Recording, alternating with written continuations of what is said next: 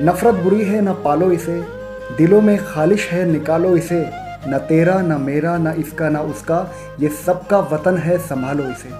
इस वक्त हमारे साथ है एडवोकेट रेणुका दमानी। तो मैम, रिपब्लिक डे और इंडिपेंडेंस डे, काफ़ी लोग हैं जो रिपब्लिक डे के दिन इंडिपेंडेंस डे का बैनर लगवा लेते हैं, तो काफ़ी कंफ्यूज है। तो हम चाहेंगे आप बताएं कि रिपब्लिक डे और इंडिपेंडेंस डे में डिफरेंस क्या है। First of all happy Republic Day to all of you 2021।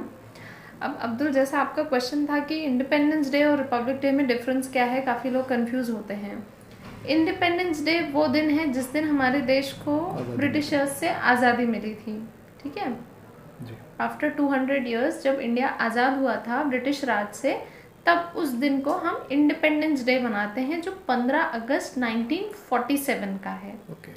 At the same time जब हम रिपब्लिक डे मनाते हैं तब हमारा कॉन्स्टिट्यूशन इफेक्ट में आया था, जो है 1950 का समय। 1947 में इंडिपेंडेंस हुआ था, इसलिए हम 15 अगस्त को इंडिपेंडेंस डे मनाते हैं।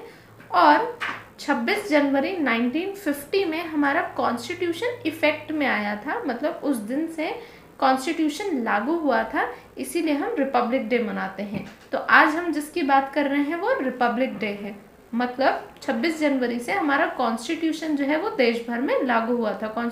तो हमारे कॉन्स्टिट्यूशन में 395 आर्टिकल्स हैं और 12 स्केड्यूल्स हैं। इनमें हमारे फंडामेंटल राइट्स भी आ जाते हैं, हमारे फंडामेंटल ड्यूटीज़ आ जाते हैं, directive principle of state policies आ जाते हैं। अब व्यूअर्स, हम ये देखते हैं कि हमारे कॉन्स्टिट्यूशन में 395 आर्टिकल्स है और 12 स्केड्यूल्स हैं। इसमें फंडामेंटल राइट्स भी हैं, फंडामेंटल ड्यूटीज़ हैं और directive principle of state policies है। अब हमारे लिए आज 26 जनवरी के दिन कौन से ऐसे अधिकार हैं जो जानना ज़रूरी है। अब हम देखते हैं आर्टिकल 14 में इक्वालिटी बिफोर लॉ बताया है, मतलब लॉ के आगे सभी समान हैं, सभी को इंडिया में इक्वल ट्रीटमेंट दिया जाएगा।